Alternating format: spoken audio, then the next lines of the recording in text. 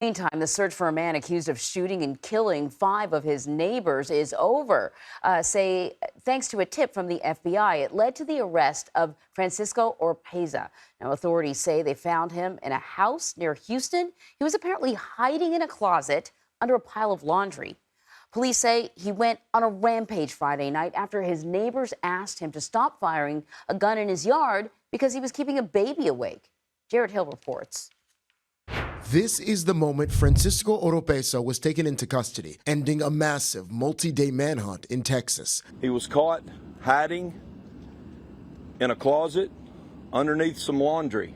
The 38-year-old suspect was found nearly 30 minutes from where he allegedly shot and killed 5 of his neighbors late Friday near Cleveland, Texas. What authorities called an execution-style killing after one neighbor asked him to stop firing his gun in his yard. The victims, all believed to be from Honduras, range in age from 31 to just 9 years old. Very sad time for the victims, and I hope that this will bring them some comfort.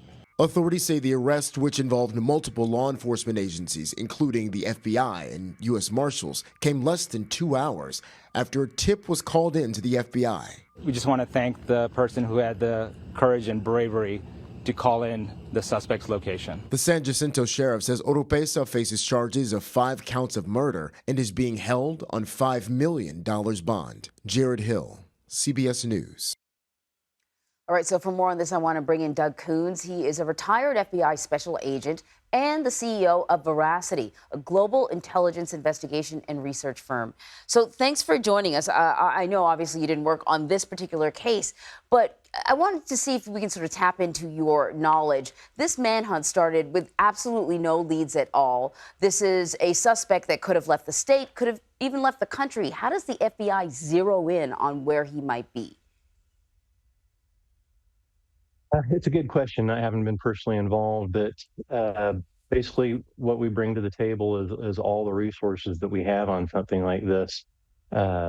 Surveillance teams, aircraft, drones, analysts, people to answer tip lines and create the leads that they don't have initially. And then suddenly you do have a massive amount of leads that have to be covered. And then investigators go out, knock on doors, conduct surveillance and all those kind of things. So it kind of evolves as you learn more and as you home in on where that subject might be.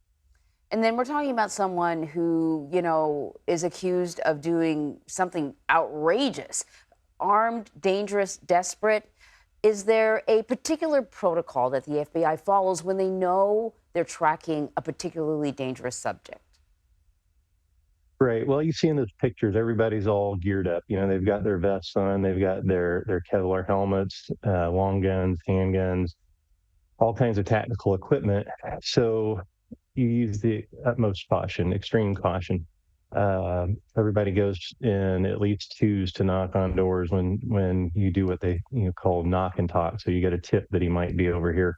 You'll send a couple of agents or investigators over there to knock on the door, ask questions. When you get a tip that you think is highly likely that the person's going to be there, then you upgrade that to sending the SWAT team, setting up a perimeter surveillance, and go in with all you got, really. Yeah. I presume there's no room for error. You talked about getting a tip. How crucial is it to get the public involved in a search like this? And I particularly was surprised by how large the reward was right away, $80,000. Do these rewards really work?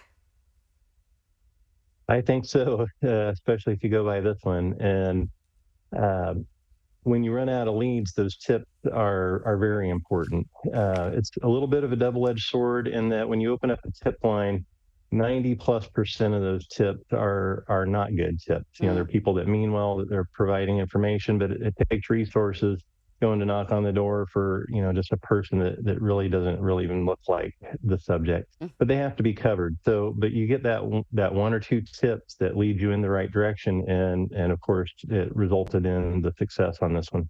Yeah, definitely. Doug Kouns, thank you so much. Thank you.